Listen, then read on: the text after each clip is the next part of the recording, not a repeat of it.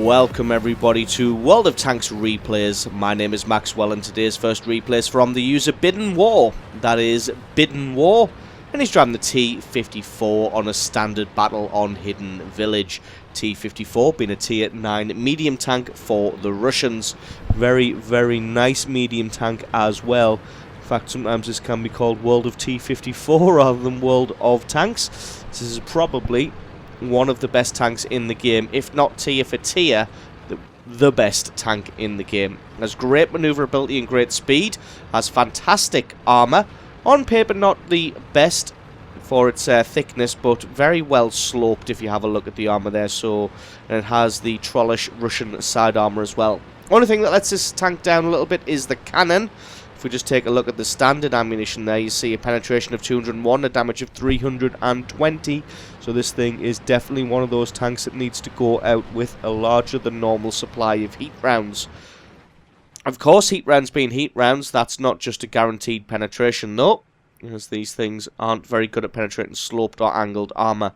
Just having a quick look for the Centurion there, but it looks like he was backing off, so no shot appearing just now. Bidden War with the rest of his allies heading all the way onto the far right hand side of the map, and the rest of the allies heading to the far left, neglecting the centre a little bit, but if they can push this right hand side quick enough, then they're going to be able to open up the field and force the enemy team to move back into defensive positions. Bidden able to get into position behind some buildings here without being spotted out, taking a look for a target here, finds a T-44, his sixth sense goes off so he knows he's been spotted, but there's nobody really pointing their gun at him just now. T-44 disappears, has another blind shot, looks like there we go, takes him out as he takes a hit in return. Gonna get behind the building, didn't take very much damage there. He's just going to take cover behind this building until his camouflage kicks back in. Not sure if he ran that one down or if someone had a shot at the building. From the angle it is, I'm guessing he probably knocked it down. See his ally in the WZ-120 moving up on his right there. Going to try and get into position to take out this Centurion. You can see the artillery shells landing in his last known position. He's already made a move and already moved off to a different part of the map. Uses the hill on his right hand side as cover, has a quick shot at the Centurion there, but was too quick to fire off there, was too busy focusing on where he was driving. Going to get a nice shot through the side of the Centurion's turret there. Somebody else going to have a quick shot, and it takes him down really low. If he can land one more good shot, he can indeed. That's kill number 2. Still using this hill here as a great piece of cover against the Leopard PT and the rest of the guns of the allied team, or the enemy team even. Gets one good hit on the Leopard there. Takes a shot in return. Not sure if that was from the Leopard or from someone else. He has the reload to be able to get the damage first. Takes him out for kill number 3. Now they are in and around the enemy cap circle. Lets the T-54E1 move in first as his ally suddenly gets taken out by that E-75. Not too sure where he is. See the ISU-152. Bidden going to be letting his gun focus all the way in. Gets a great hit on the ISU-152. He should have the reload to be able to land a second shot, but it looks like the T-54E1 had that all sewn up with his auto-loader there. Was able to take out the ISU-152. Battle not going particularly well for the allies. They have pushed all the way through on this right-hand side, but to be honest, they lost far too many tanks doing it. There was a lot of medium tanks here, and the enemy is pushing very, very strong on that far left-hand flank. You can see they've all but won to a man there. There's only the artillery in the background. And the enemy team just going to push through with impunity now. Allies losing 5 kills to 10. This is going to be a difficult one to come back from. Bidden War dropping back to see if he can defend the artillery here. Let's just go and close in on that Panther. Takes him out. That's kill number 4. Going to look at this M103 now. He's behind a rock. Just going to have a predictive shot. Very, very nice hit on the rear of the M103's turret there as he was dipping back behind the hill. Set him up nicely for a one-shot, one kill later on.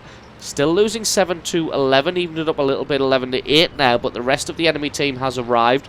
They've now started to come around the hill there, coming in and going to be able to take out the M4043, who shotguns one in the face, but he's not going to get the next one. He gets taken out, and the Chi-Ri and the AMX 1390 going to dip down behind the terrain there. before probably coming up into that cap circle. They should know that Bidden War is over here as they've been taking fire from that position. So it looks like they are getting into the cap circle behind that building. He's focusing, trying to get a hit on this Object 704 who's threatening his platoon mate in the M46 pattern. But it looks like both of these tanks are just out of firing position. It's just himself and this T-54E1 left. T-54E1 is dueling with an E-75 at the moment.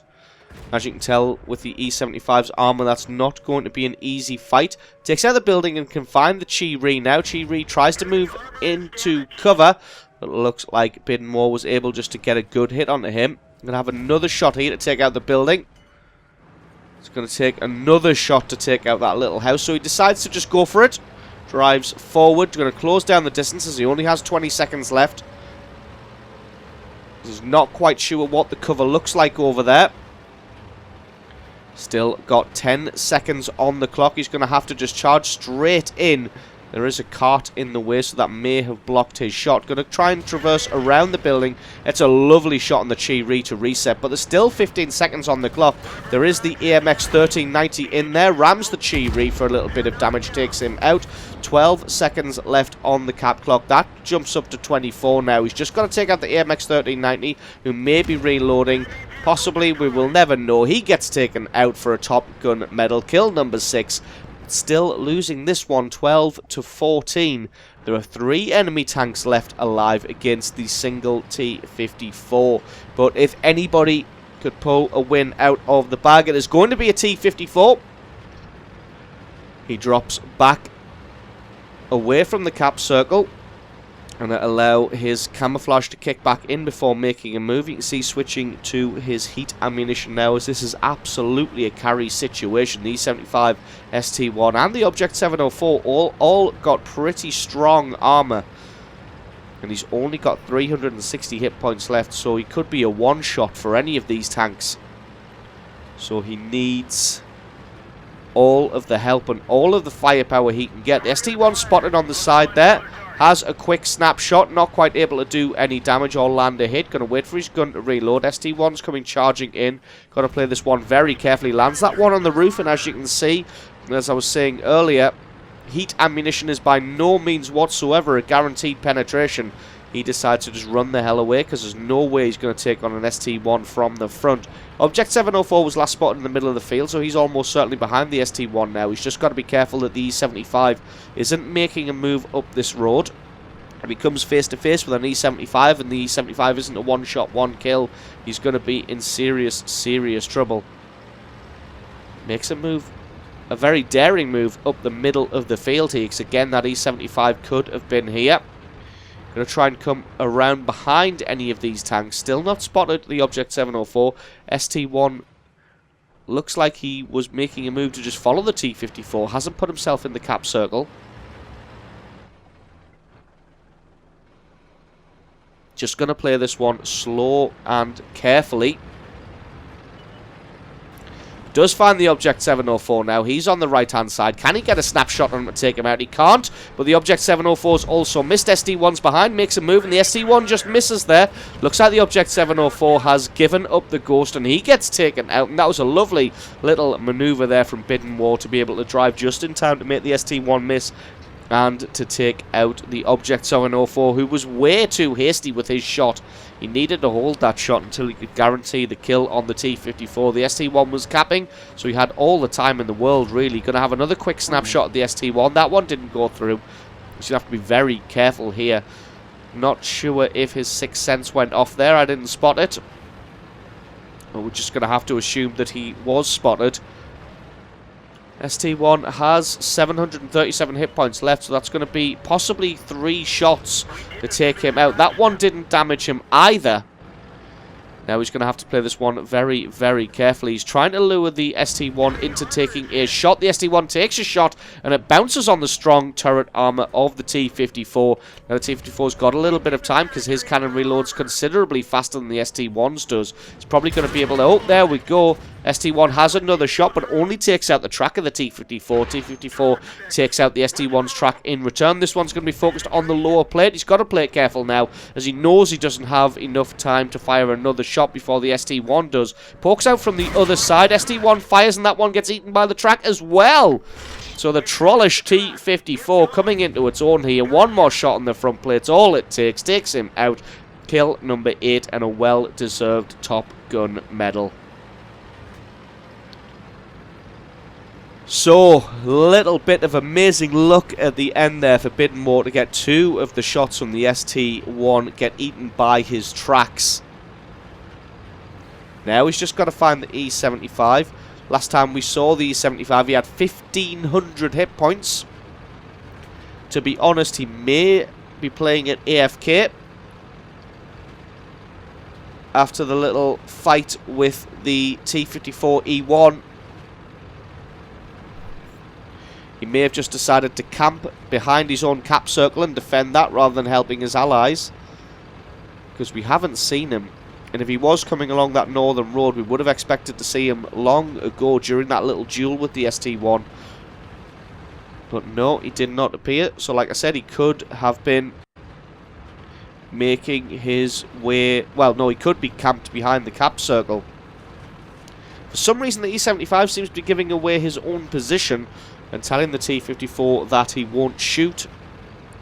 Say that he's going to give him the game, but to be honest, I would be as skeptical as Biddemore is right now. I'm just thinking to myself, sure, whatever you say, pal. He is giving away his own position, though. So Biddemore's going to come in and see if that is true. Coming in at an angle that maybe the E75 wouldn't expect, just in case he is talking lies. There we go, 1,500 hit points. Hasn't been spotted. Gonna have a shot at his rear. Does get a hit on him, and the E75 decides to stop. Isn't traversing his turret, or pointing his gun, or traversing his body, so it looks like he is actually giving him the victory, which is very, very surprising, but nonetheless deserved. So absolutely awesome game played there by Biddemore, driving this T-54, picking himself up 5,500 points of damage and a well-deserved 9 kills. So awesome replay from you. Thank you very much for sending that one in. Don't forget to stick around, because as always, the score screens and another game are coming right up.